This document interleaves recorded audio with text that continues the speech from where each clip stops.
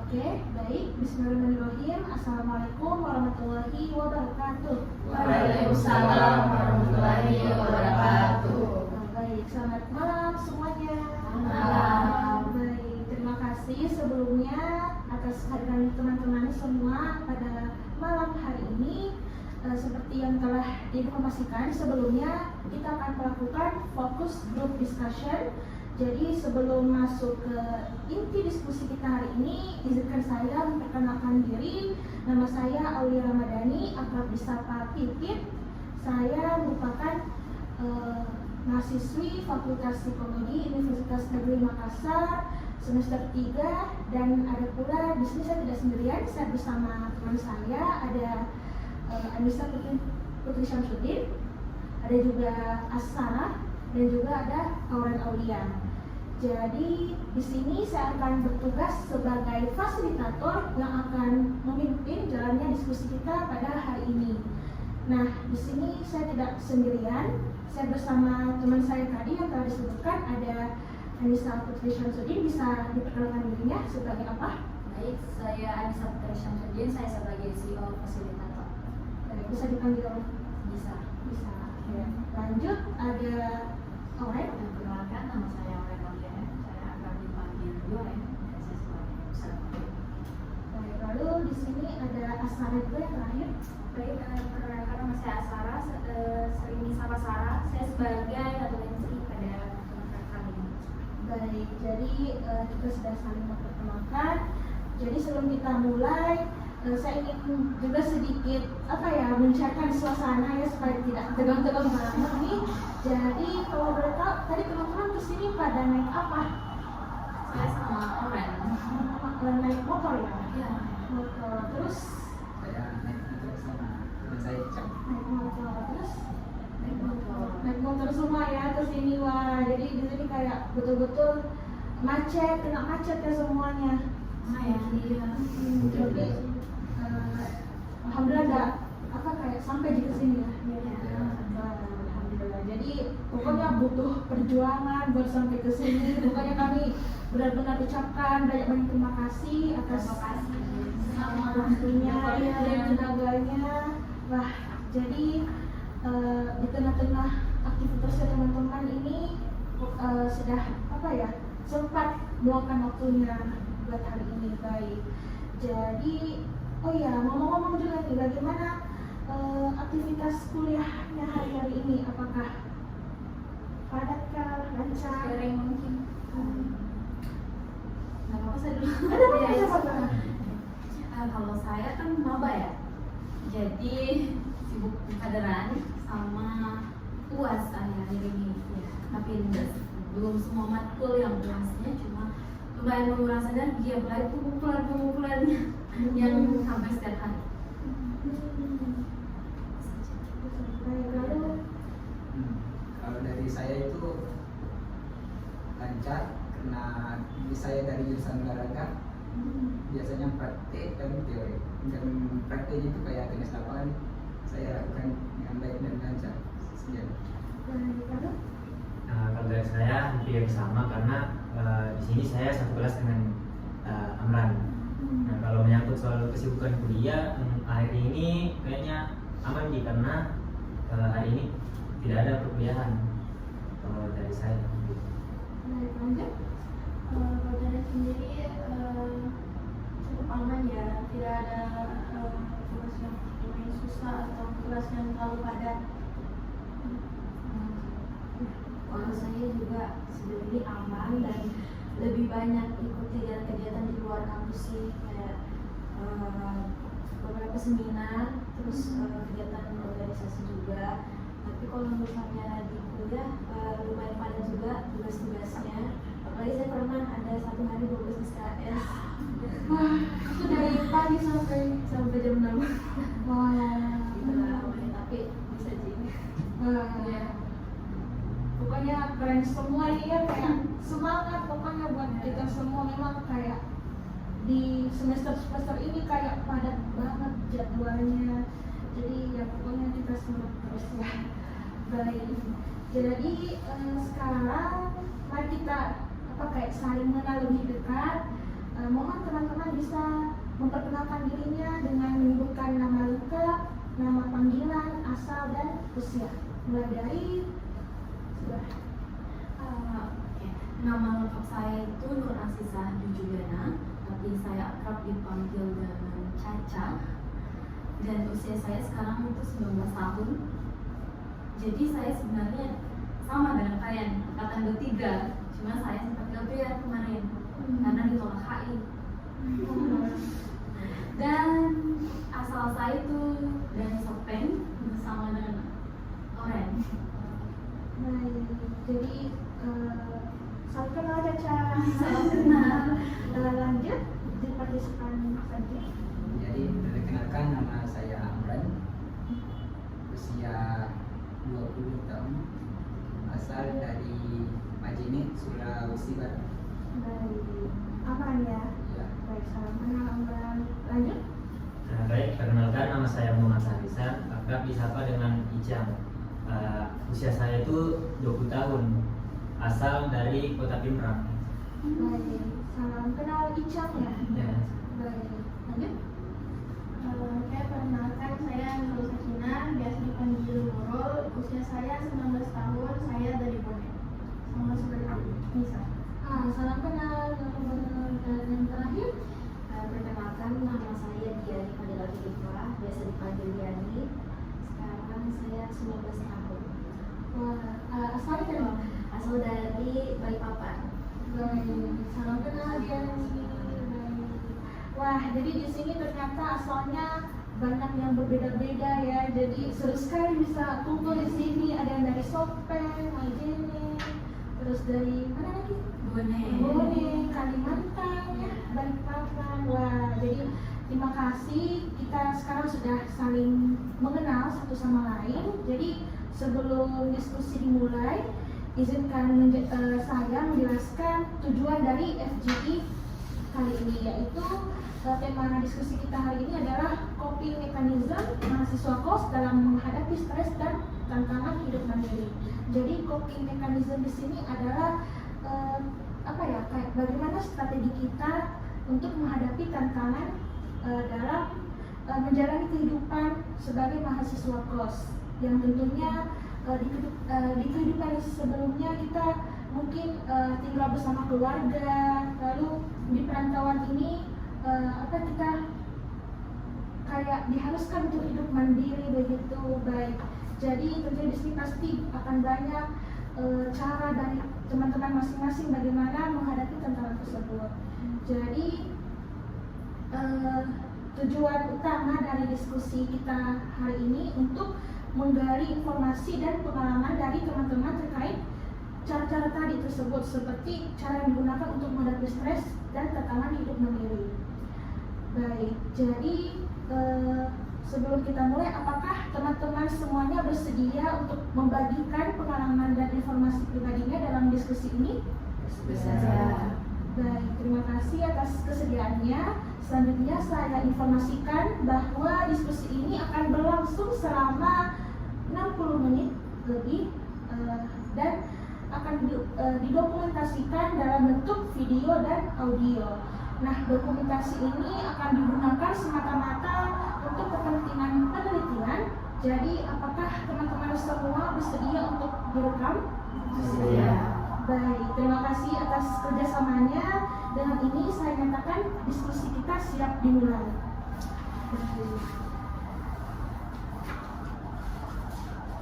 Baik, kita akan mulai ke pertanyaan pertama, yaitu bagaimana kesan Anda saat pertama kali merantau dan tinggal di kos? Baik, mungkin ada yang ingin mulai duluan? Boleh saya? Boleh, silakan. Kalau pengalaman saya sendiri, pas pertama kali ngerasain kos itu, saya rasanya kayak agak sedih sih di awal, karena yang mana biasanya kita kalau tiap hari itu ada yang temenin orang tua, saudara-saudara gitu kan. Kalau misalnya kita kos, yang mana kita tuh kayak sendiri dan harus manage semuanya sendiri lah. Dan itu sih yang bikin kayak ada hal yang hilang gitu. Jadi dulunya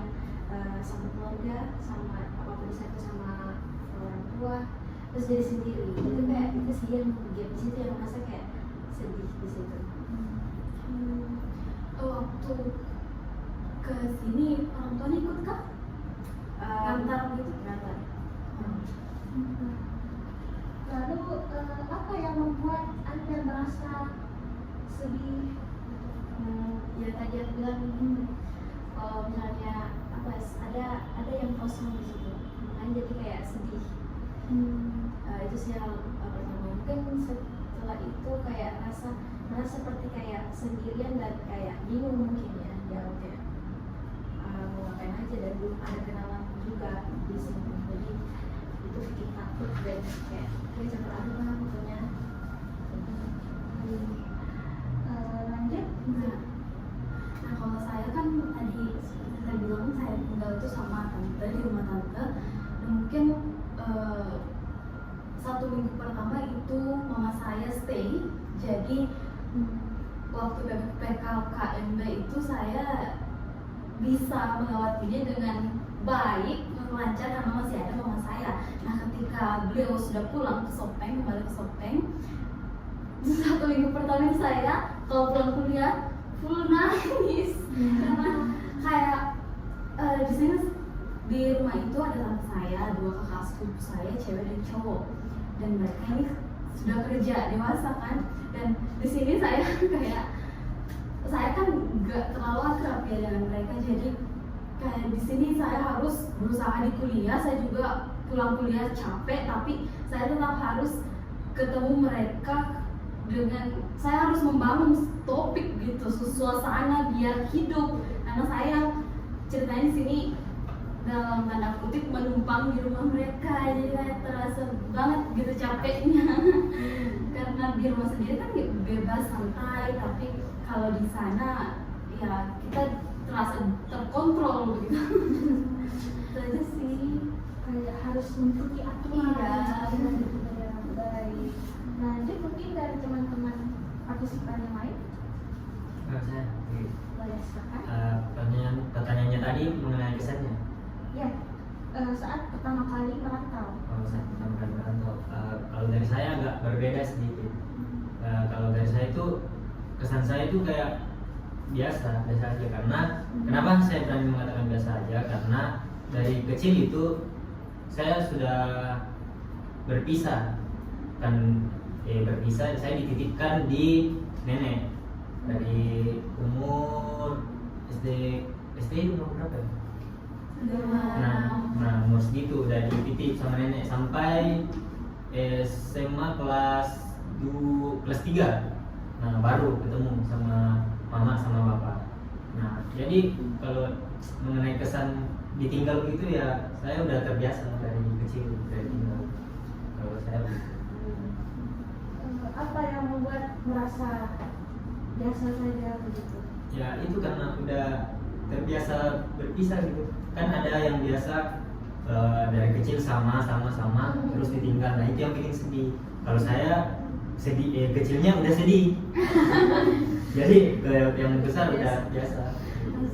Baik. Lanjut.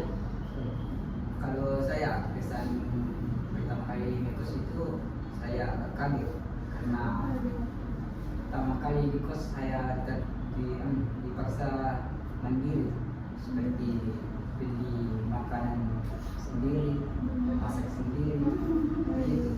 Tapi hari demi hari sudah biasa, jadi biasa saja. Yang sebelumnya apa-apa diaturkan gitu ya, tiba-tiba hidup di kos Dipaksa masak mandiri. mandiri. Baik. Lanjut. Kayak saya sendiri sama sih, awal-awal pasti sedih kan. Secara sebelumnya apa-apa ada ortu kayak semuanya udah diaturkan kan. Tapi lama-lama kayak ya kebawa harus juga kayak terus pas pertama kali kayak mungkin sedih, tapi kayak ngerasa kayak aku bisa belajar untuk hidup mandiri dan sedikit bebas. Kita lanjut. Mohon maaf sebelumnya saya ingin menyampaikan mungkin untuk pertanyaan selanjutnya bisa dipersilahkan berurutan dari partisipan pertama sampai yang kelima. Terima kasih. Baik, terima kasih atas penyampaiannya. Di sini saya kembali mengingatkan bahwa di sini teman-teman partisipan 1, 2, 3, 4 dan 5. Baik, terima kasih fasilitator atas koreksinya. Lanjut kita ke pertanyaan kedua. Apa yang Anda lakukan untuk menyesuaikan diri ketika pertama kali tinggal di kos? Jadi apa yang Anda lakukan untuk menyesuaikan diri ketika pertama kali tinggal di kos? Dimulai dari partisipan 1. Oke, yang saya lakukan itu pertama kali untuk menyesuaikan tentunya saya harus memaksa diri saya untuk moodnya itu harus terus bagus. Itu yang paling berat sebenarnya, karena masa-masa sekarang ini kalau pulang dari kampus capek atau misalkan ada yang buat bad mood di kampus, tapi saya harus keep up the good mood kalau di rumah karena takutnya orang rumah juga terbawa jeleknya mood saya. Dan yang harus saya sesuaikan itu juga memasak, karena kalau di rumah saya masak dia cuma tak terlalu tapi kalau di sini ya saya kadang suka masak, kadang juga mereka pesan Ji, cuma ya kalau diri saja sih itu yang harus disesuaikan. Ya. Baik, selanjutnya ke partisipan 2. Ya baik, yang saya lakukan itu yang menyaksikan biasanya mandiri, selalu berpikir positif, seperti saya harus bisa lakukan semua ini, harus bisa. Dan biasanya lakukan makan dengan masak sendiri, seperti itu, mandiri saja. Baik, lanjut ke Baik, menurut saya yang harus dilakukan itu yang pertama itu kita atur di pikiran kita bahwa kita bisa lewati ini. Karena kapan kita kepikiran terus untuk tidak keluar dari zona nyaman, maka kita akan kepikiran kapan nih selesai nih, kapan saya mau pulang. Nah, jadi itu yang pertama, kita harus ubah pikiran kita dulu bahwa kita harus bisa mandiri. Nah, di kos ya menurut saya itu. sebelumnya apakah ada hal yang tak terduga begitu yang tiba-tiba muncul sama proses resign itu? Kalau sejauh ini belum ada sih. Belum ada, jadi aman. Aman. Baik, kita lanjut ke partisipan 4. Maaf. Apa yang Anda lakukan untuk menyelesaikan diri ketika pertama kali tinggal di kos? Yang saya lakukan ya pasti pertama kali yang benar-benar ya, misalnya kayak ruangannya ditata supaya nyaman. Lalu mungkin dari kalau misalnya di awal-awal pasti kan tujuannya hanya untuk kuliah gitu, jadi difokuskan di kuliah, cari teman sebanyak-banyaknya kayak supaya tidak terlalu merasa kesepian lah kalau menurut saya. Baru setelah itu mungkin kalau misalnya di awal-awal mungkin terlalu sangat-sangat homesick ya, jadi biasanya kalau misalnya sudah homesick begitu ya telepon lah, video call sama orang tua atau supaya tidak terlalu stres juga di sini. Dan kalau dari saya itu sih. Jadi ketika rindu dengan orang tua ditelepon gitu ya? Ya, sih. Lalu bagaimana perasaannya? Sedikit lega. Terus kalau misalnya terlalu sedih, saya juga kan kayak lebih suka cerita ke orang tua. Jadi ada pandangan yang kayak saya kayak tidak tahu, tapi orang tua saya kayak kasih pengertian gitu, bisa jadi lewatin ini supaya yang memberikan saya semangat dan kekuatan gitu loh untuk bisa bertahan.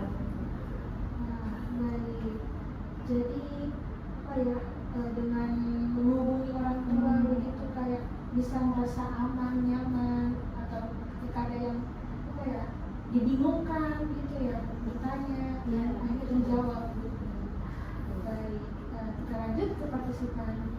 Gimana? Kalau menurut saya penyelesaian yang saya lakukan yaitu mengontrol emosi saya agar tidak berlarut-larut sedih karena homesick gitu. Banyak pikiran terus ini sendiri harus gimana. Itu kayak biasanya perasaan seperti bagaimana? Perasaan kayak kangen sama waktu, ingin lonely, hampa gitu.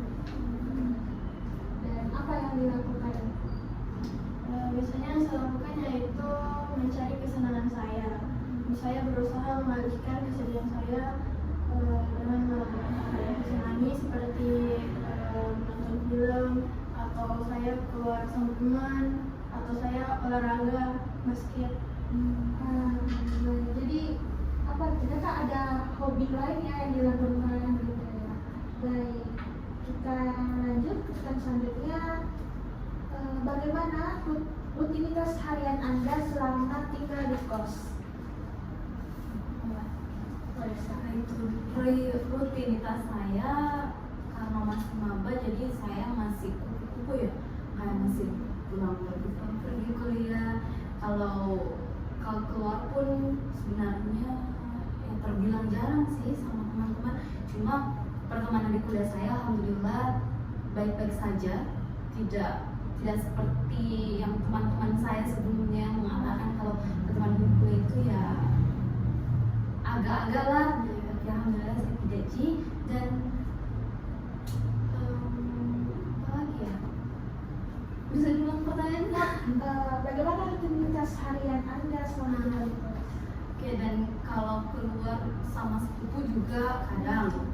Jadi rutinitas saya begitu aja. Kadang keluar dan saya tidak mengikuti KM apapun untuk sekarang karena belum ada yang strict begitu. Jadi masih menikmati kehidupan Iya, mahasiswa baru, kuliah pulang gitu ya. Baik, lanjut ke partisipan selanjutnya. Baik, terima kasih atas kesempatan yang diberikan. Jadi rutinitas keseharian saya di kos itu biasanya saya bangun sholat subuh, kemudian masuk jam 7 itu saya melakukan olahraga seperti push up, kemudian ada kegiatan seperti itu. Selanjutnya masuk itu biasanya masuk kuliah siang-siang. Selesai kuliah, kegiatan selanjutnya itu kalau sudah tugas, saya melakukan olahraga seperti jogging di sore hari. Gitu. Kalau malam biasa saya pergi di sekret saya, yaitu KM olahraga gitu. Apa? Kalau boleh tahu tadi katanya sempat jogging gitu ya. Itu biasanya jogging di mana? Saya biasanya itu joggingnya di CPI. Oh, CPI. Di situ apa ya? Kayak spot memang ya buat jogging. Apalagi ada kameramen di sana ya. Wah. Lanjut ke partisipannya 3. Baik, rutinitas saya dari pagi ke siang itu masuk kuliah. Nah, terus masuk ke sore jam 3 sampai jam 6 itu saya latihan sore, latihan takraw. Nah, masuk ke malam itu biasa saya orangnya itu malas keluar. Biasa di kos. Tapi jika saya merasa bosan di kos, biasa ke kos teman atau tidak keluar semuanya. Karena sebagai mahasiswa olahragaan gitu ya, jadi hobinya kayak sering olahraga begitu ya. Iya. Wah, baik. Lanjut ke partisipan keempat. Kalau saya sendiri dalam seminggu itu sebenarnya beda-beda sih rutinitasnya, apalagi kalau misalnya dari lagunya kan setiap hari juga beda-beda. Tapi pada umumnya itu mungkin sih orang-orang kayak bangun pagi, mandi, beberes kamar. Nah, saya orangnya tipenya sih kayak suka di kamar, jadi bukan terlalu yang kayak main-main keluar, jarang sih, kecuali di weekend. Itu pun kalau misalnya ada yang ajak Kak, kalau tidak ada ya di kamar. Terus kerjain tugas, terus saya juga suka nonton YouTube sih, entah kenapa saya suka nonton YouTube. Terus bersih kamar ya, kalau misalnya sudah saya stres sekali dan pasti kamar saya berantakan, dan itu sih motivasi saya untuk bersihkan kamar. Ya kayak gitu sih. Baru ya nge-tracking tugas-tugas, baru biasa ikut seminar. Saya suka sekali ikut seminar, kayak itu salah satu hal pelarian saya. Kalau misalnya saya kayak capek di kamar, ya biasa ada kayak merasa kayak sebenarnya tidak capek fisik, tapi capek mental. Jadi itu sih variannya, kayak ikut kegiatan itu, kayak seminar. Wah, jadi kayak sibuk di rekaman gitu ya, kayak apa saja dilakukan buat menyibukkan diri. Lanjut ke profesi Paulina. Mirip sih, kalau aku juga kan masih buku-buku ya, habis kuliah pulang, hidup pulang. Jadi menurutku rutinitas saya itu ya cuma itu kuliah, pergi kuliah, terus pulang, makan, terus atau enggak kalau misalnya mau keluar sama teman keluar. Wah, jadi sama seperti biasanya gitu ya. Biasanya kalau keluar sama teman itu kemana? Paling main ke kafe atau enggak terus ke teman ya. Wah, kayak sekedar bicara-bicara, kumpul-kumpul gitu ya. Wah, baik.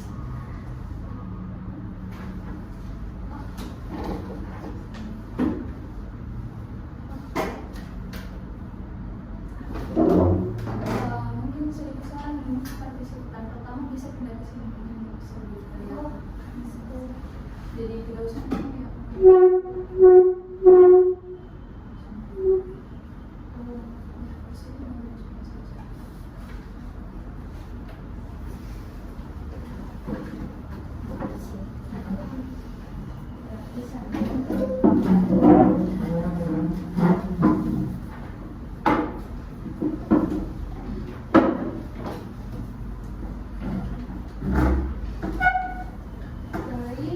untuk mengingatkan lagi, kita mulai di partisipan 1, 2, 3, 4, 5.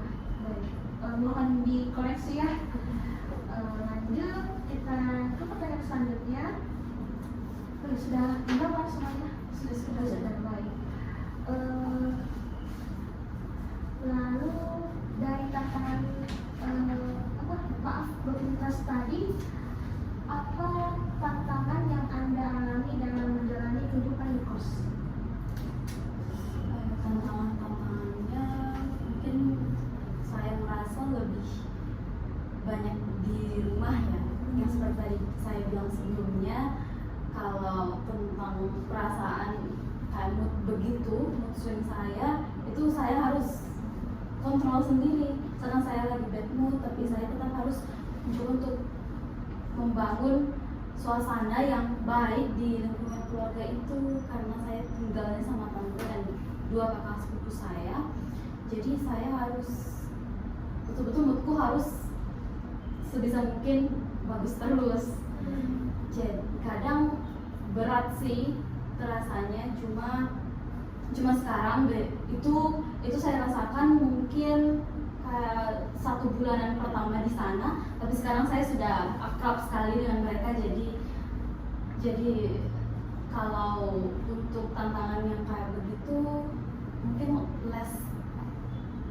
tidak terlalu banyak nih yang saya rasakan untuk sekarang. Dan selanjutnya kalau di kampus tantangannya mungkin ya tugas-tugasnya yang kadang susah sekali dan bikin pusing juga, dan kayak biasa yang deadline-nya itu cepat sekali. Kadang dikasih hari ini, besok malamnya sudah deadline. Jadi untuk mungkin harus lebih menyelesaikan saja sih. Nah, dari itu apa ya? Ketika tantangan di rumah tadi yang kurang akrab awalnya ya. Iya ya, sekarang sudah akrab dan jadi apa ya, terlalu tersembunyi gitu tantangannya, alhamdulillah. Dengan seiring berjalannya waktu. Iya, ya. Wow, baik. Kita lanjut ke partisipan 2. Tantangan yang saya rasa itu tentang mengatur keuangan saya. Terkadang yang diberikan oleh orang tua sudah diatur semestinya, ternyata tidak sesuai ekspektasi untuk dijalankan dalam sebulan itu. Itu tantangan dari saya itu saja. Baik.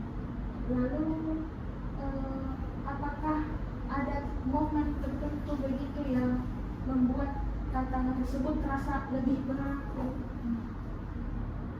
Yang itu misalnya keuangan tidak cukup untuk diselesaikan dalam per bulan begitu. Jadi apa yang dilakukan? Yang saya lakukan itu contohnya menghemat, kayak makan mie saja, tidak makan mie, tidak makan nasi begitu, menghemat. Baik. Kita lanjut ke pertanyaan selanjutnya.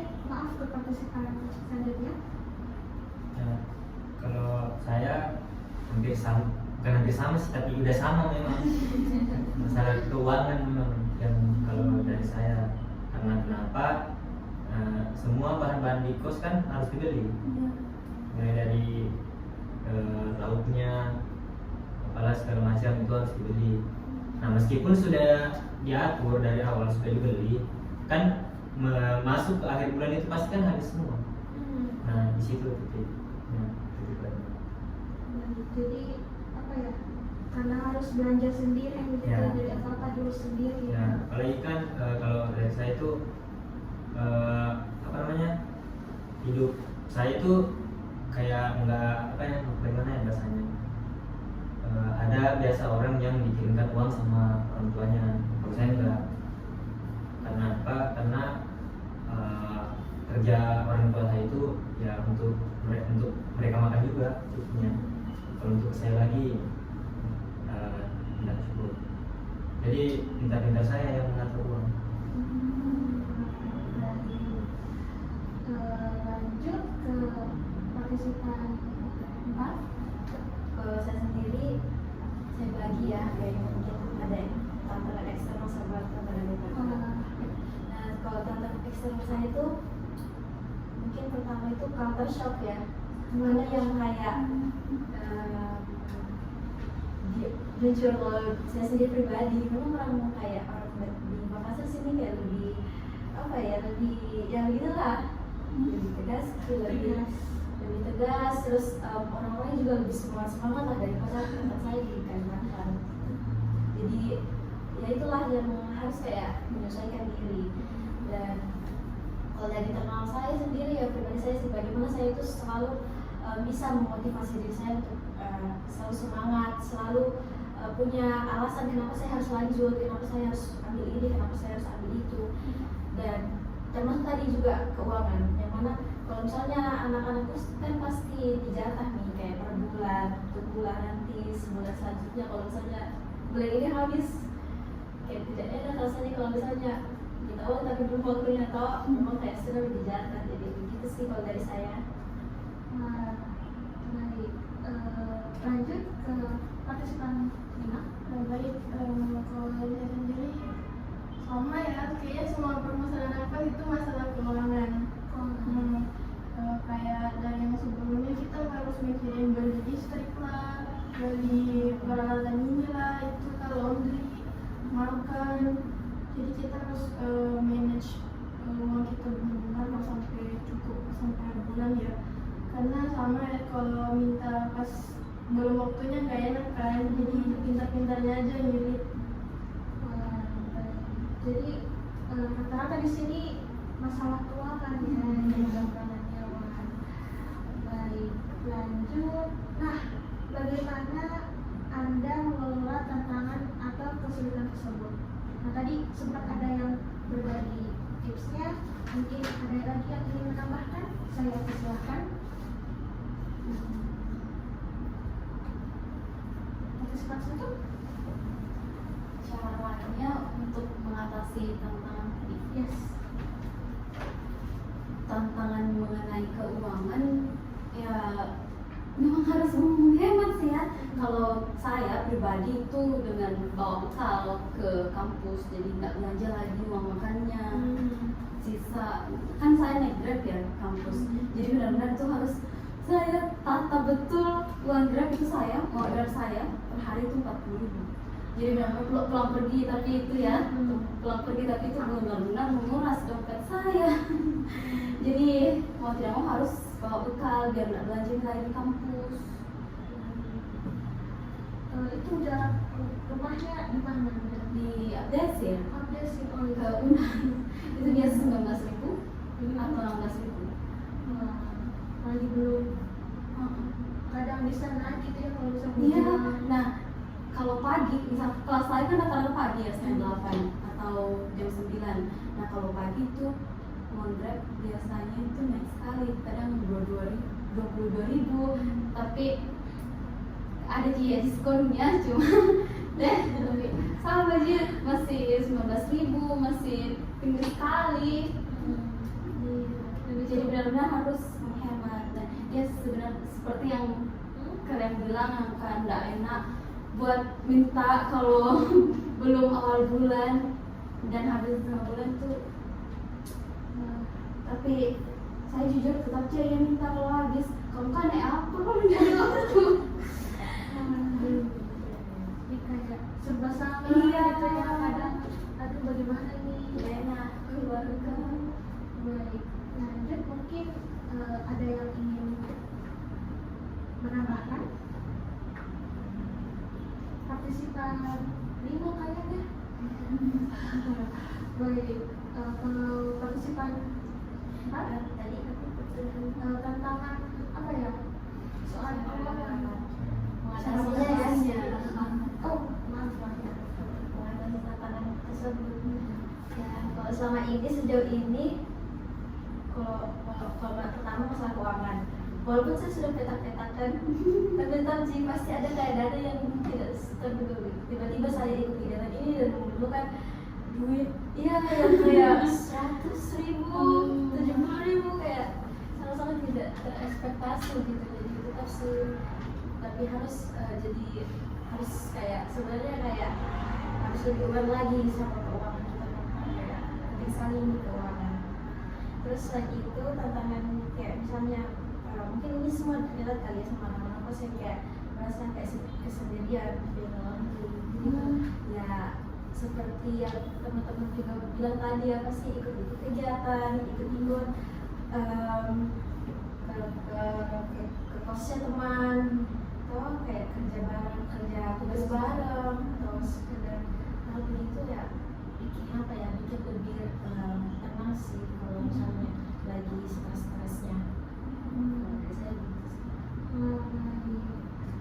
Lanjut mungkin dari partisipan 3.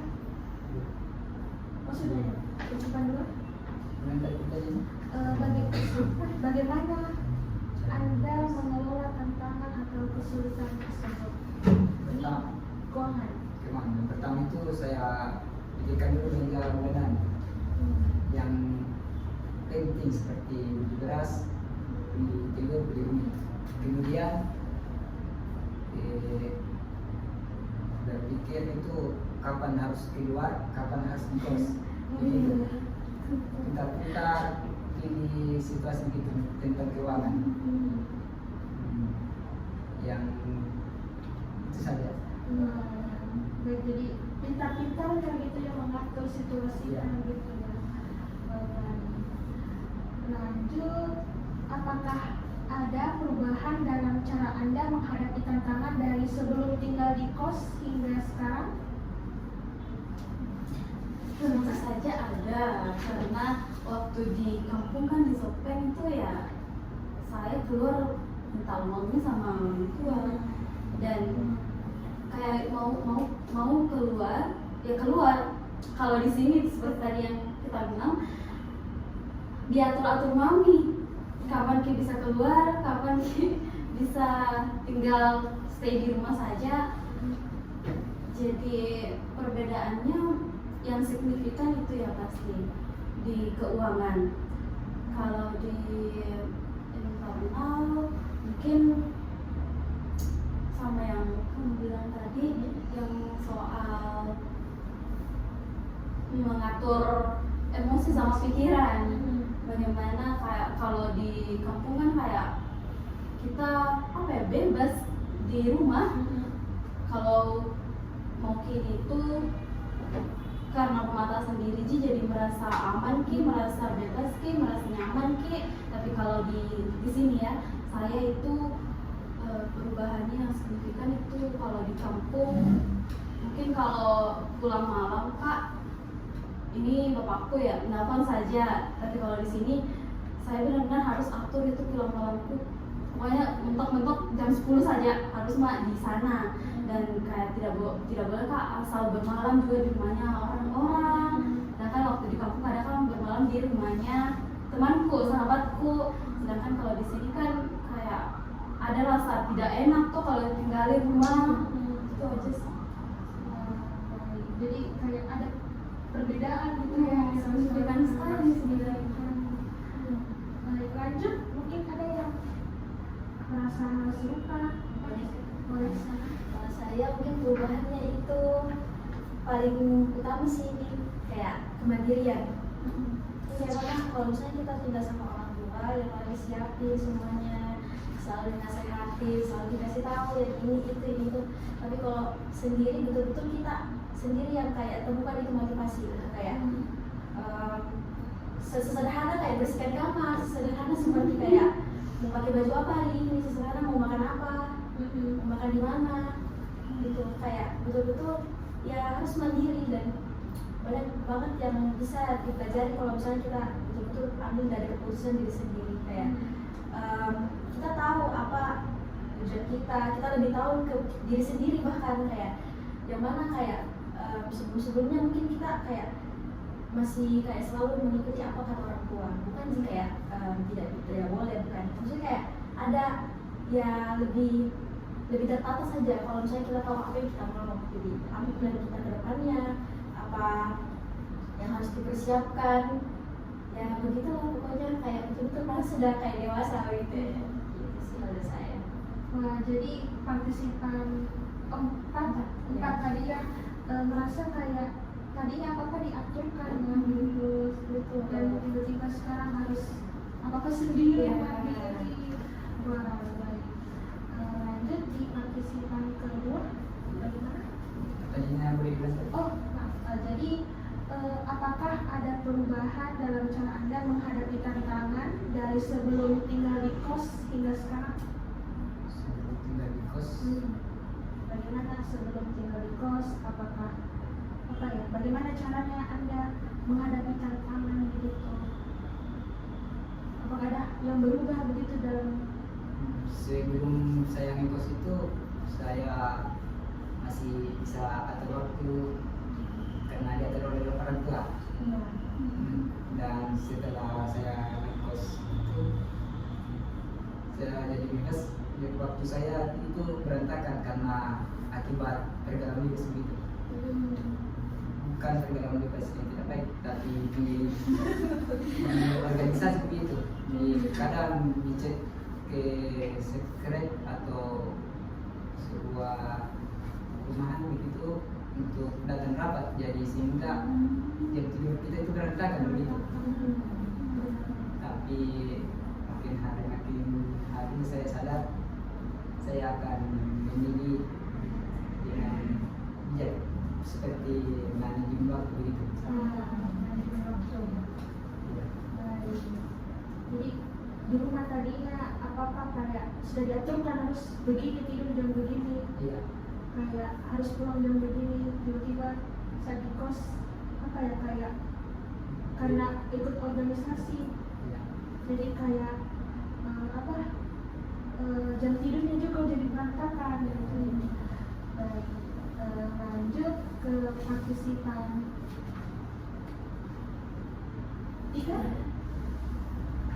Jadi itu hampir sama sih dengan partisipan 2. Kenapa? Karena sebelum kos itu makan kan udah disiapkan, kita tinggal makan. Nah jam tidur juga saya tidur tuh palingan jam 10 udah harus tidur karena aslinya saya jarang keluar malam juga. Nah setelah ngekos, nah masuk organisasi, nah di situ mulai udah nggak teratur lagi. Makan udah nggak teratur, biasa 1 kali sehari, biasa 2 kali sehari. Nah terus apalagi ya, jam tidurnya itu ya itu udah nggak teratur, biasa di atas jam 12, biasa juga tembus pagi gitu. Jadi kayak sama seperti mirip-mirip ya partisipan 2 tadi, karena tiba-tiba kayak hidup mandiri gitu, jadi kayak tiba-tiba bebas dan tidak teratur gitu. Baik, lanjut partisipan 2. Sebenarnya sama aja sih sama mereka ya, tentang kementerian sama waktunya ya. Dan yang sebelumnya diaturkan apapun itu, makan kayak apa kayak, terus sama jam tidurnya sama seperti mereka. Secara saya tidur di rumah masih sama mamaku, jadi jam tidur saya kayak dilarang begadang gitu. Beda sama pas di kos, saya ngatur kan, kayak saya masih mau kerja ini sampai jam segini sebelum tidur. Jadi kayak bebas gitu, tidak ada yang larang. Baik, kita lanjut ke pertanyaan selanjutnya. Nah, ini ketika menghadapi masalah, kepada siapa Anda biasanya meminta bantuan atau berbagi cerita? Wah, kita mulai ke partisipan 1. Kepada siapa itu saya termasuk anak yang sangat terbuka sama orang tua, apalagi sama mama saya. Jadi kalau soal kayak masalah-masalah yang ada di kampus atau ya di kampus, karena saya bicaranya sama mama saya lewat telepon. Biasa juga mama saya telepon bertanya dan apa saja masalah, ada kan masalah gimana orang-orang di rumah sama kamu, itu bertukar cerita. Atau kalau selain mama saya juga kadang cerita ke teman-teman saya, sahabat saya yang di SMA, biasa ketemu langsung atau lewat chat juga bisa. Dan ada beberapa, ini depend sih tentang masalahnya apa. Biasanya kalau masalah yang personal, saya biasanya tidak berbagi cerita ke sahabat-sahabat saya. Ada juga masalah yang saya keep sendiri.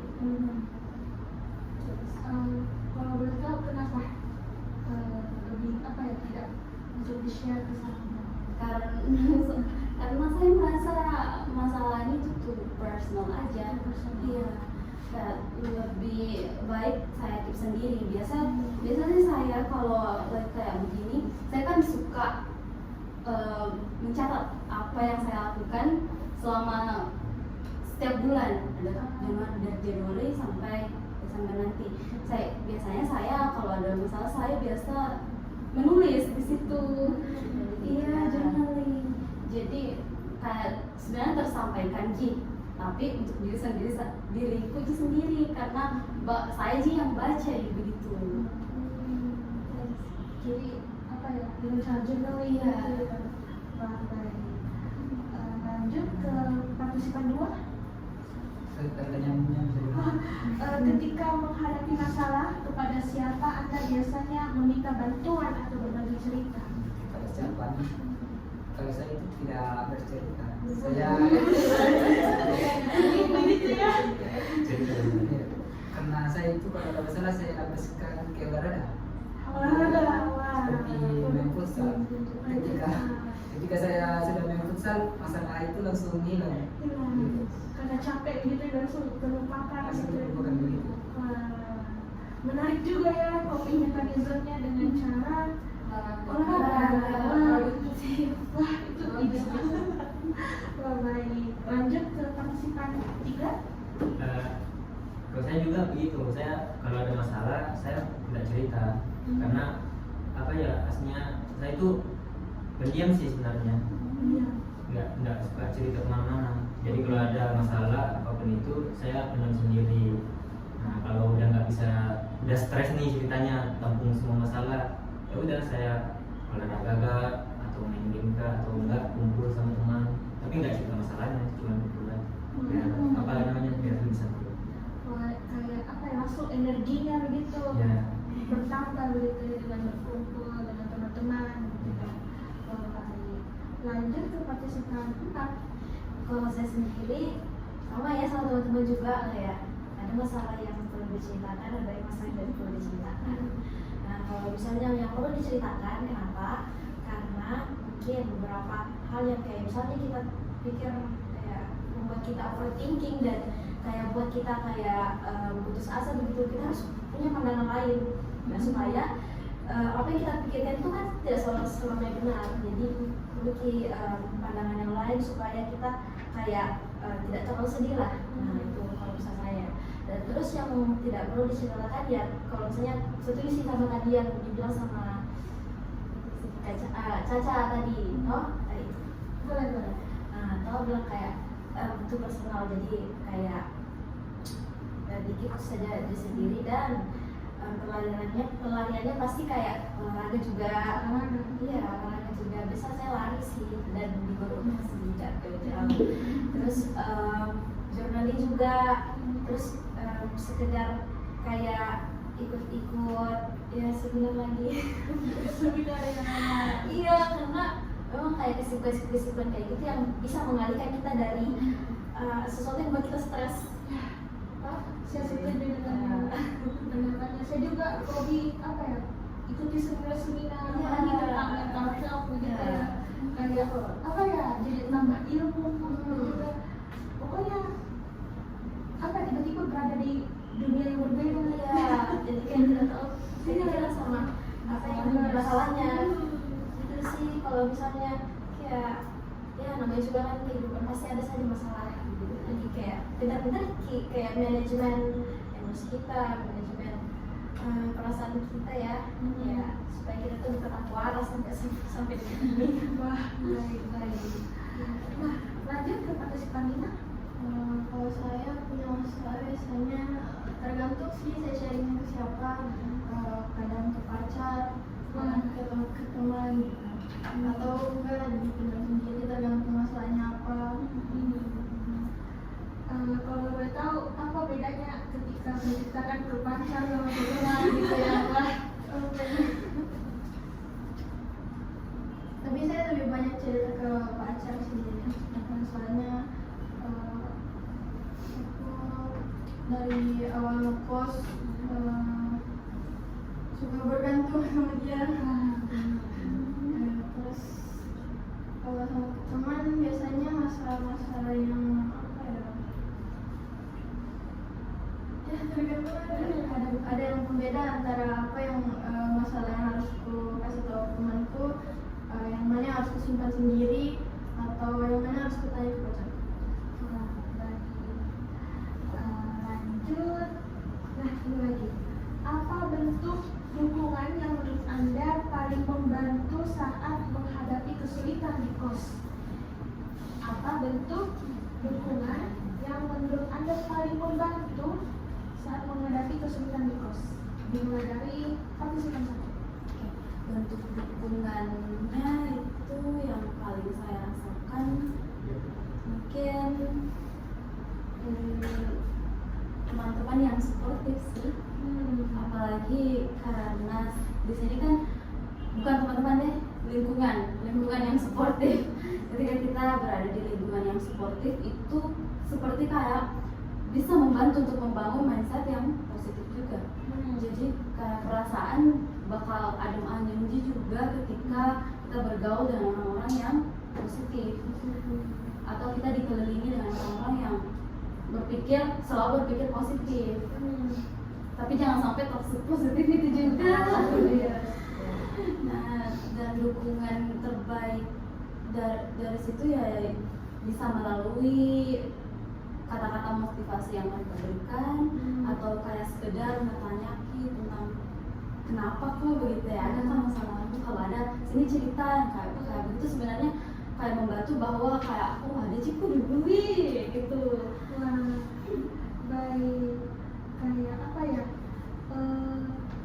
Ada yang perhatikan gitu ya, merasa tidak sendiri. Ada yang mengerti begitu dan ada yang dengan menceritakannya juga kayak ada yang tahu gitu tentang tantangan kita apa saja. Nah seperti juga yang Nabi bilang tadi partisipan 4 kalau kita selalu butuh begitu point of view dari orang lain. Jadi tentang masalah yang saya ceritakan ke teman-teman saya sangat apa ya, sangat merasa berterima kasih juga karena mereka selalu mendengarkan begitu. Wah, baik. Kayak selalu ada gitu ya. Iya. Kebutuhan support. Baik. Lanjut ke partisipan 2. Kalau dari saya itu sama seperti dia, dukungan dari teman-teman gitu. Semisal keuangan lagi habis dalam bulan, teman ada begitu membantu dan ada pas 100.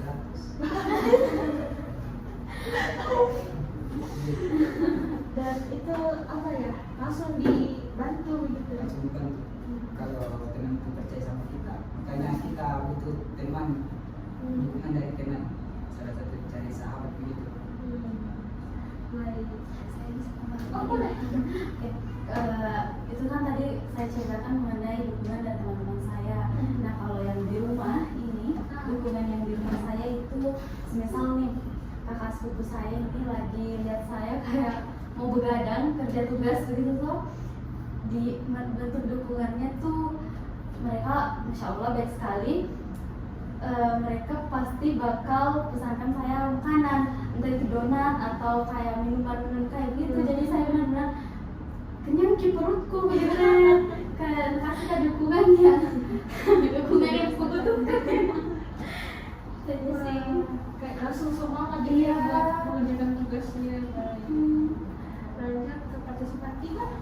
Kalau dari saya bentuk dukungan itu ya lagi dan lagi saya larikan ke olahraga, bebas olahraga apa intinya. Karena kenapa? Karena kalau di olahraga itu saya kayak merasa semua yang ada masalah di kepala saya itu hilang dalam bentuk olahraga atau dalam bentuk GMK atau apa. Kalau saya begitu. Kayak misalnya olahraga itu kayak ketemu orang gitu ya. Ya karena kan kayak di olahraga apa saya kan banyak teman-teman. Nah di situ bisa terlepas lah itu semua masalah. Entah saya terlalu mandiri atau bagaimana. Kayak apa ya? Kalau dalam bentuk dukungan dari teman-teman itu kayak kurang menurut saya. Saya lebih biasanya olahraga. Wah, baik. Lanjut ke partisipan ke-4.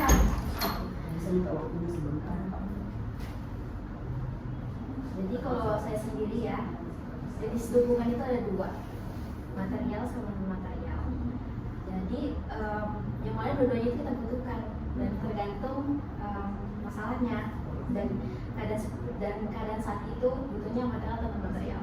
Kayak misalnya ya non material kayak support system, kayak punya teman-teman yang support kayak tadi partisipan nomor 1 bilang kayak sekedar kayak beri semangat, kayak tanya kabar atau seperti kayak kalau misalnya ada apa-apa cerita, itu bentuk support system yang mumpuni sih untuk kayak mengatasi atau memitigasi kayak hal-hal yang bikin kita ya kadang-kadang putus asa. Terus non material kayak misalnya sekedar kayak dikasih hadiah atau kayak apa ya, bentuk kayak perhatian gitu. Contohnya kalau misalnya kita betul tadi dibilang partisipan nomor 2 atau kayak adakah 100, tapi enggak juga sih, kayak misalnya kayak teman-teman yang kayak tiba-tiba suka kasih makan, kayak itu sangat-sangat kayak apa ya, sangat-sangat mendukung kalau misalnya kayak gitu. Terus kalau dari orang tua pasti 2 atau mereka sama-sama tuh pasti dikasih kayak misalnya kalau betul-betul nggak ada sekali nih uang, kayak minta ke orang tua is okay untuk beberapa keadaan. Terus kayak butuh juga support dari orang tua, yang mana kayak orang tua yang paling mengerti kita sebagai apa ya, anaknya gitu toh. Jadi kayak sangat-sangat apa ya, sangat-sangat ya membantu sekali ya buat Kalau dari saya itu saja. Baik. Lanjut, kalau partisipan 5 bagaimana? Sama partisipan 4, karena emang kita butuh dua itu antara support atau kayak materialnya beda-beda masalahnya sama apa yang kita butuhkan. Masalah ini kita butuh support, kalau masalah ini kita butuh sesuatu kayak mungkin sekedar minta dijemput atau kayak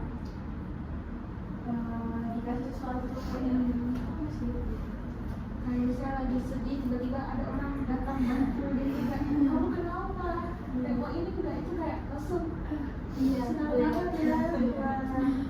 Baik. Lanjut. Seberapa besar peran dukungan dari teman, keluarga, atau lingkungan dalam membantu Anda mengatasi stres dan tantangan tersebut? Seberapa besar dari partisipan 1? Seberapa mungkin that's what makes me more alive sih, kayak itu yang bikin kita tetap waras gitu. Karena dengan kayak dikelilingi dengan orang-orang yang baik itu sebuah anugerah begitu dari Allah ya, karena kayak terasa sekali misalkan kita dikelilingi dengan lingkungan yang dalam tanda kutip buruk yang bisa buat kayak low energy bla bla bla.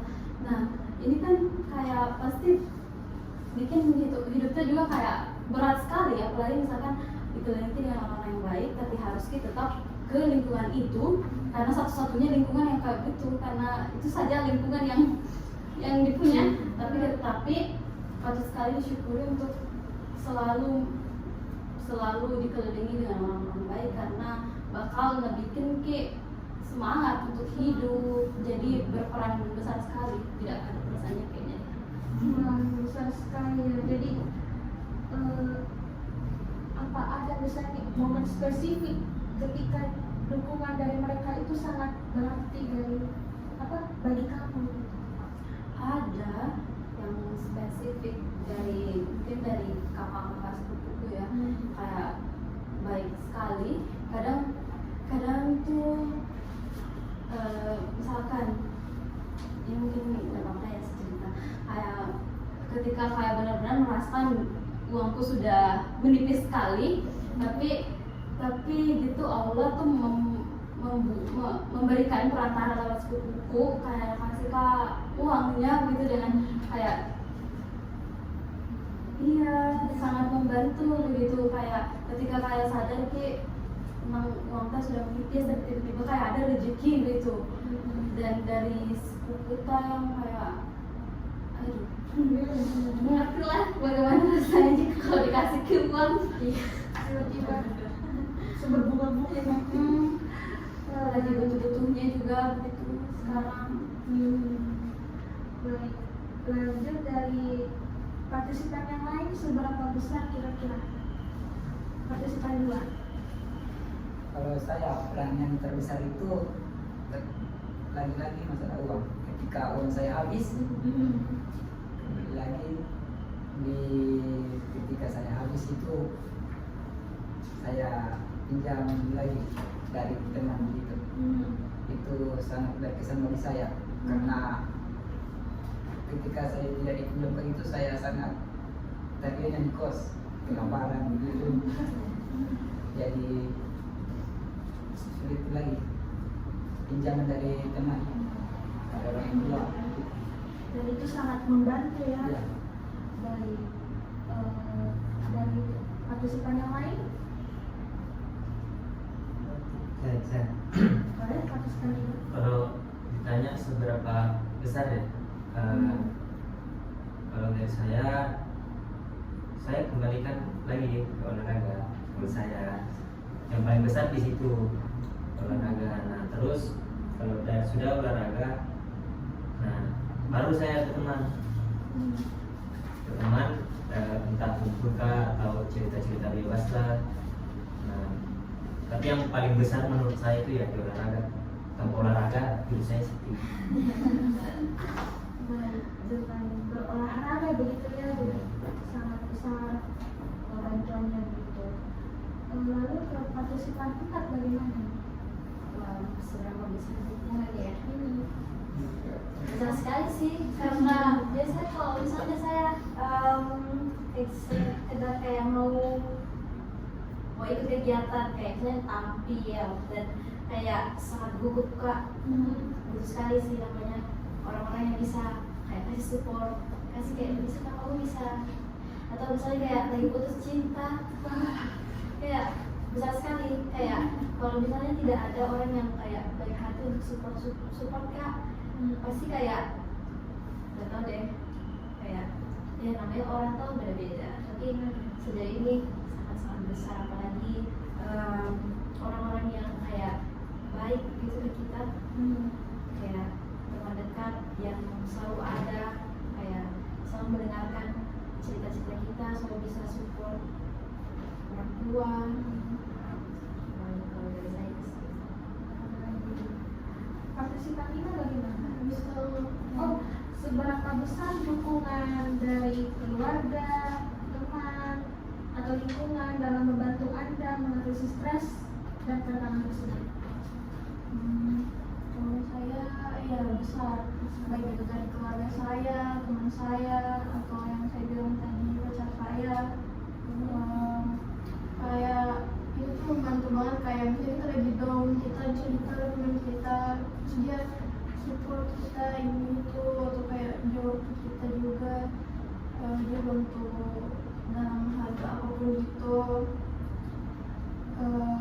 Ya peranannya besar banget, kayak yang bikin waras aja. Baik, apalagi dengan bantuan dari pacar ya? Iya, sekarang sudah jadi mantan.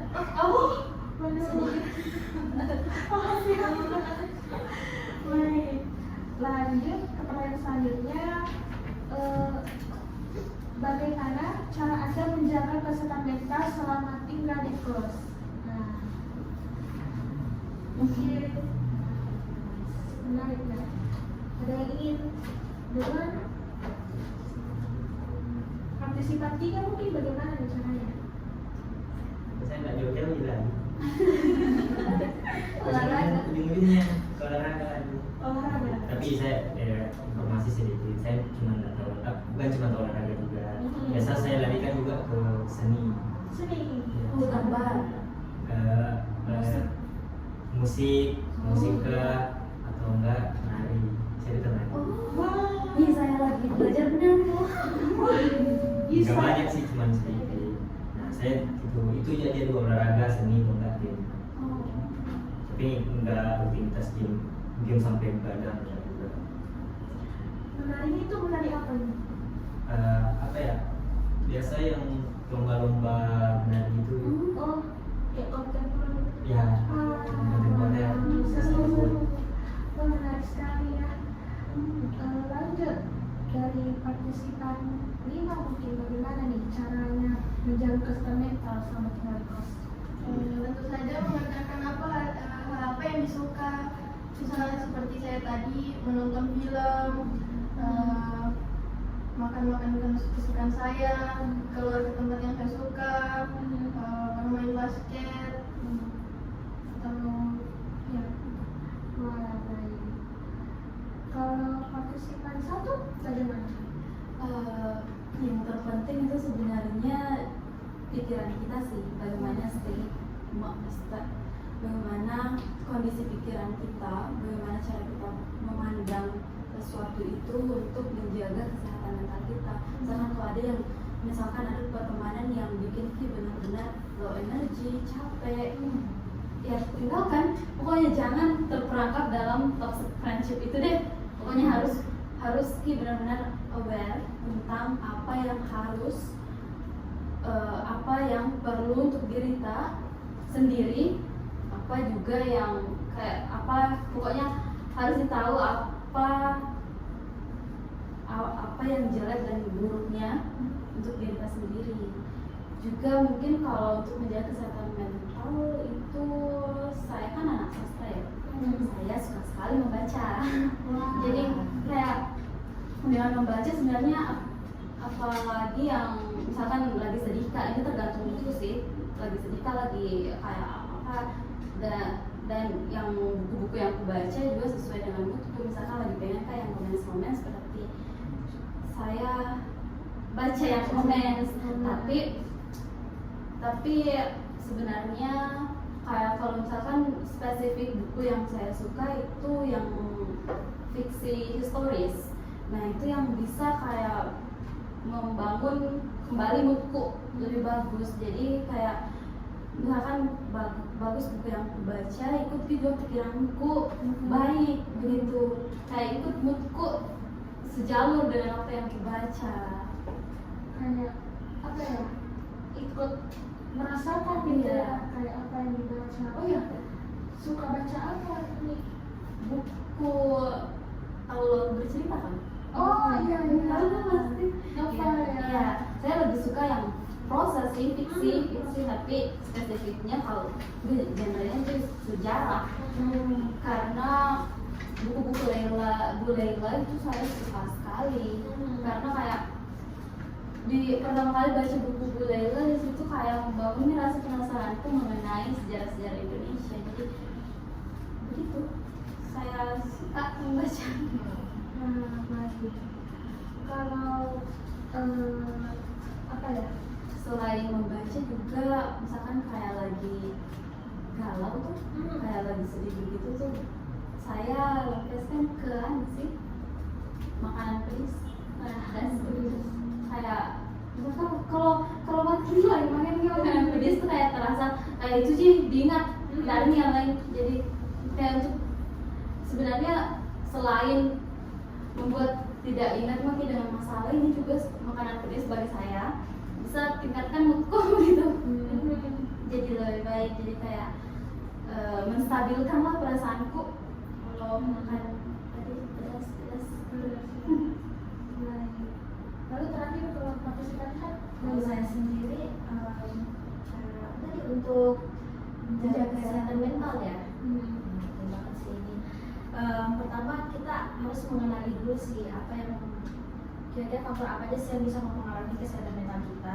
Kalau misalnya kita sudah mengenali kayak diri kita, apa yang membuat kita stres, kita seharusnya cara untuk meminimalisir atau menghindari kayak apa yang membuat kita apa yang bisa berimpact dulu kepada kesehatan mental kita. Kalau saya sendiri ya tergantung lagi dari masalahnya. Kalau misalnya masalahnya adalah sesuatu hal yang bisa diselesaikan dengan jangka pendek, ya saya lakukan pada saat itu juga. Tapi kalau misalnya jangka panjang, biasanya saya lari ke ya apa yang teman-teman bilang tadi kan, kayak hobi, kayak cari kesibukan yang lain. Mungkin kalau dari part satu membaca, parti tiga berolahraga dan yang lain-lain. Kalau saya sendiri saya lebih suka nonton sih, kayak nonton YouTube, Netflix. Itu tuh bikin kayak kita tuh kayak lari dari kenyataan itu. Gitu sih kalau saya sendiri ya. Baik. Jadi tadi dengan cara menjaga kesehatan mental itu dengan apa yang melakukan hal-hal yang disukai, kayak favorit, suka baca novel, makan makanan pedas, pergi healing, olahraga. Wah, lalu kalau kesehatan fisik ini yang tadi juga sempat disebutkan ya, bahwa kayak ada yang suka jogging, lari, apalagi ada yang suka partisipan lain, silakan. Fisik ya. Mungkin sekitar latihan ya sama teman-teman. Latihan.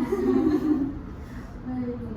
Kalau partisipan 5 Apa itu Kak? fisik.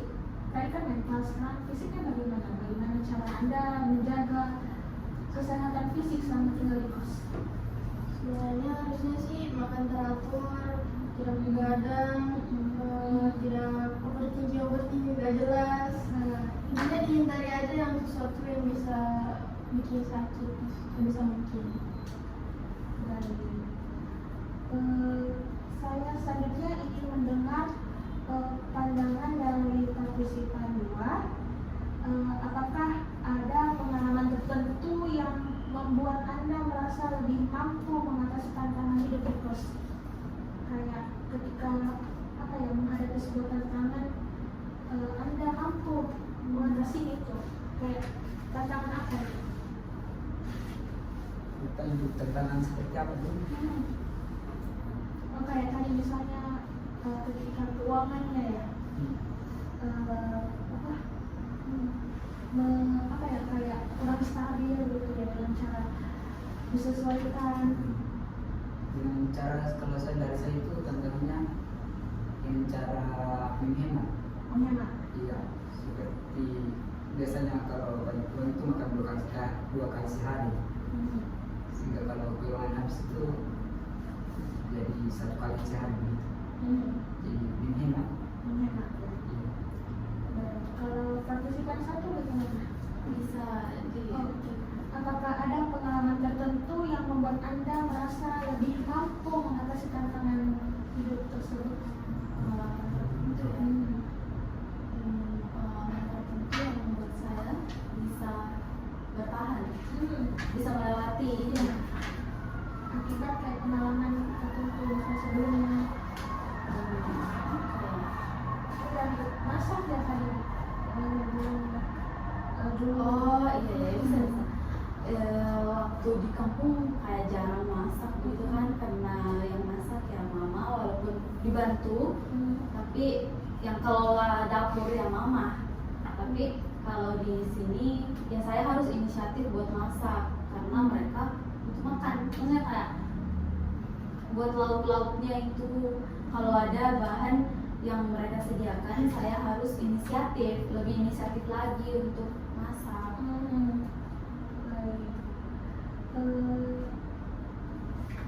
Baik, jadi kayak dengan kayak ada pengalaman masak gitu, jadi saat tinggal sendiri gitu, jadi kayak lebih tahu lagi. Iya, lebih tahu masak sih sebenarnya. Kayak seiring berjalannya waktu lagi Iya, lebih lancar. Wah, baik. Nah, terakhir saya ingin mendengar pendapat dari partisipan 3. Berdasarkan pengalaman Anda, apa saran yang ingin Anda berikan kepada mahasiswa baru agar mereka lebih mudah menyesuaikan diri dengan kehidupan di kos? Silakan. Pandangan kalau dari saya, yang pertama itu yaitu dulu harus belajar mandiri dulu. Itu paling penting sih bagi saya, karena kalau nggak mandiri ya susah juga hidup. Nah, yang kedua, sudah mandiri kita juga harus tahu manage. Kita harus tentang kita punya tentang manage lah. Nah, apalagi ya, yang ketiga, jangan suka memikirkan hal-hal yang tidak penting. Kalau dari saya, kalau saya begitu. Tidak penting itu kayak gimana?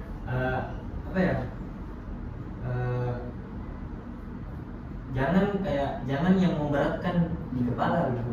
Pokoknya kalau ada masalah datang, selesaikan cepat, udah tinggalkan. Jangan simpan di sini. Nah, kapan disimpan? Nah, itu yang membuat mahasiswa biasanya jangan stres, karena dia pikirkan terus. Nah, kalau saya jangan. Terus dari saya. Lalu ada yang bisa menyimpulkan satu lagi saran yang bisa diberikan kepada adik-adik mahasiswa baru, partisipan 4. Kalau saya sendiri, hal yang perlu dipersiapkan itu ada 2 ya, persiapan mental sama persiapan fisik. Yang mana mental itu apa yang tidak terlihat, contohnya kayak yang tadi partisipan dia bilang, kayak jangan terlalu memikirkan apa yang kayak sebenarnya tidak perlu dipikirkan. Sebab kayak gitu. Lalu kayak mental itu seperti kayak bangun suasana yang positif kepada diri sendiri, kayak sekedar kayak misalnya lagi galau nih. Nah, jangan terlalu galau, jangan kayak tambah scroll, jangan scroll video galau. Kalau misalnya galau, jangan nanti tambah galau, tambah stres gitu. Jadi sekedar ya kayak itulah, kayak ubah kayak apa yang harus dilakukan gitu kalau misalnya galau, kayak kita untuk memanage cara untuk ya memfilter apa yang harus kita konsumsi, baik video dan kayak suatu hal yang begitulah. Nah kalau persiapan fisik ya pasti ya jasmani, yang mana kayak olahraga, makan makanan sehat, hidup teratur, kebersihan, ya termasuk kayak keuangan juga. Bagaimana kita kayak belajar ya dari bisa dari banyak platform kayak YouTube, TikTok, Instagram. Nah itu tuh dimanfaatkan supaya mencapai kehidupan yang sehat secara mental dan fisik. Wah, oke, terima kasih banyak buat teman-teman sekalian yang sudah hadir dan berbagi cerita di diskusi kita hari ini ya. Jadi pembicaraan tentang coping mechanism mahasiswa kos dalam menghadapi stres dan tantangan hidup mandiri ini benar-benar menarik dan sangat berarti gitu ya. Saya juga jadi mendapatkan insight baru dari pengalaman teman-teman sekalian. Wah, ternyata banyak yang mengalami hal struggle dan bisa juga dari kayak forum berbagi cerita ini kayak jadi kita merasa oh kita tidak sendirian, Iya. ada teman juga yang merasakan hal yang serupa. Baik, jadi terima kasih atas keberanian dan keterbukaan teman-teman sekalian untuk menceritakan pengalaman pribadinya, baik yang lucu tadi, serius maupun yang inspiratif. Jadi apa yang teman-teman sampaikan hari ini akan sangat membantu kami untuk memahami lebih dalam tentang bagaimana sih mahasiswa kos ini menghadapi tantangan hidup mandirinya. Jadi semoga diskusi ini juga bisa bermanfaat ya buat teman-teman semua, baik sebagai refleksi, pembelajaran, atau bahkan motivasi untuk terus maju ke depannya. Jadi kami juga ingin meminta maaf ya kalau selama diskusi tadi ada hal-hal yang kurang berkenan seperti kesalahan kata, penyampaian yang kurang jelas, atau mungkin ada bagian yang terasa kurang nyaman. Jadi terima kasih lagi semuanya atas pengertiannya ya. Baik, jadi sekali lagi terima kasih banyak atas waktu, energi, dan cerita yang sudah teman-teman bagikan. Tetap semangat menjalani kehidupan sebagai mahasiswa kelasnya, kuliah, sampai lulus ya, amin. Jadi semangat ya, dan semoga kita semua terus menemukan cara terbaik untuk menghadapi tantangan-tantangan itu tersebut. Baik, jadi sampai jumpa lagi di kesempatan berikutnya. Selamat melanjutkan aktivitasnya. Saya akhiri. Wabillahi taufiq wal hidayah. Wassalamualaikum warahmatullahi wabarakatuh. Waalaikumsalam warahmatullahi wabarakatuh.